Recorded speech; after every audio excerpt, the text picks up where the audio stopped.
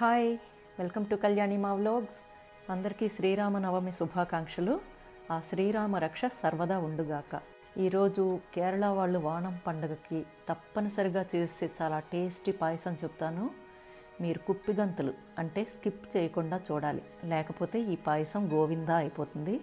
Okay, దీనికి కావలసిన పదార్థాలు: బెల్లం 1/2 కేజీ, పెసరపప్పు 150 గ్రాములు, ఒక కొబ్బరికాయ పెద్దది, కిస్మిస్ కొంచెం, జీడిపప్పు, ఏలక్కాయ పొడి 10 కాయలు తీసుకోవాలి, నెయ్యి కొంచెం. ఇంకొక మెయిన్ ఇంగ్రీడియంట్ ఉంది, అది తర్వాత చెప్తాను. మంచి ముదురు కొబ్బరికాయని తీసుకోవాలి.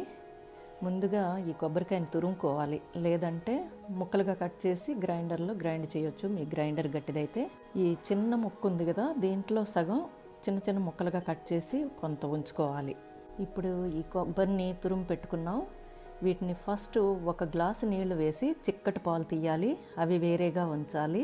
మళ్ళీ రెండోసారి 2 గ్లాసులు నీళ్లు కలిపి మళ్ళీ రెండోసారి పాలు తీయాలి. మూడోసారి 3 గ్లాసుల నీళ్లతో మూడోసారి పాలు తీసి విడివిడిగా ఉంచాలి, కలపకండి. ఇవి మనం కుక్ చేసినప్పుడు మళ్ళీ చెప్తాను ఏ రకంగా వాడాలన్నది. ఇప్పుడు ఒక గిన్నె తీసుకొని అందులో 1 గ్లాసు నీళ్లు పోసి మనం తురుము పెట్టుకున్న బెల్లం కూడా వేసి కొంచెం వేడి చేయాలి. ఎందుకంటే ఇందులో ఏమైనా రాళ్ళు అవి ఉంటే మనం వడపోసి ఈ బెల్లాన్ని తీసుకోవచ్చు అనమాట. ఈ పక్కన పెట్టేద్దాం. ఇప్పుడు ఒక కళాయి తీసుకొని దలసరిది, అందులో ఈ పెసరపప్పు వేసి దోరగా వేయించాలి. కంటిన్యూస్గా కలుపుతూ ఉండాలి. ఒక్క చిన్న పప్పు కూడా మాడకూడదు, అలా అయితే టేస్ట్ మారిపోతుంది. ఇలా దోరగా కమ్మటి వాసన వస్తుంది కదా, అంతవరకు వేయించి అందులో నీళ్లు పోసి 3 సార్లు కడగాలి. ఎందుకంటే వాటిలో కలరు అవన్నీ ఉంటాయి కదా, అవన్నీ పోవాలి. ఇప్పుడు మన బెల్లం పాకం కూడా రెడీ అయిపోయింది. సో ఇలా వస్తే చాలు.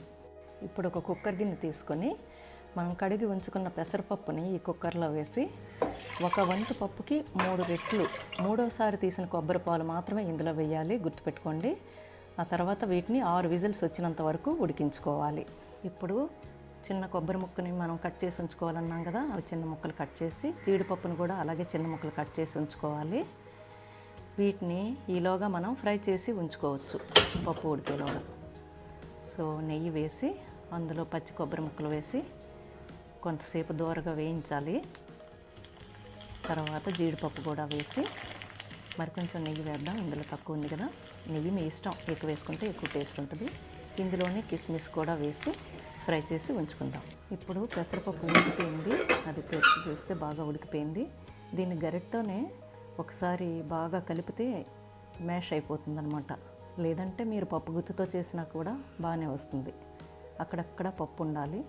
ఇప్పుడు దలసరి కళాయి పెట్టుకొని అందులో ఈ బెల్లం పాకాన్ని వడపోసుకోవాలి, రాళ్ళు లేకుండా. అందులో ఈ పప్పు ముద్దని వేసి బాగా కలపాలి. కలిపి దీన్ని కొంతసేపు ఉడికించాలి. లో ఫ్లేమ్లోనే ఉడికించండి, అడుగు పట్టనివ్వకుండా. అడుగు పట్టిందంటే పాడైపోతాయి పాయసాలు. సో జాగ్రత్తగా ఇక్కడి నుంచి మాత్రం కంటిన్యూస్గా చూసుకోండి. ఇప్పుడు మనం రెండోసారి తీసిన పాలు ఉన్నాయి కదా, ఆ కొబ్బరి పాలు ఇప్పుడు వేయాలి. ఇది వేసిన తర్వాత చూసారా, ఈ కన్సిస్టెన్సీ వచ్చినంత వరకు ఉడకాలి. ఇప్పుడు దీంట్లో మెయిన్ ఇంగ్రీడియంట్ అని చెప్పాను కదా, ఇది శొంఠి పొడి 1 స్పూన్ వేసుకోవాలి. ఇది వేస్తే కానీ ఆ టేస్ట్ రాదనమాట. యాలక్కాయ పొడి అది కూడా వేసుకొని కలుపుకోవాలి. ఇందులో కొంచెం ఉప్పు కూడా వేసుకుంటే తీపి పెరుగుతుందన్నమాట. సో తీపి అనేది మీ ఇష్టం. ఇప్పుడు లాస్ట్లో మనం ఫస్ట్ తీసిన పాలు వేసి వెంటనే స్టవ్ కట్టేయాలి. ఇవి వేసిన తర్వాత మరగనివ్వకూడదు, అప్పుడే పర్ఫెక్ట్గా వస్తుంది పాయసం. చూసారా ఎంత చక్కగా వచ్చిందో. సో పొరపాటును కూడా మరగనివ్వకండి.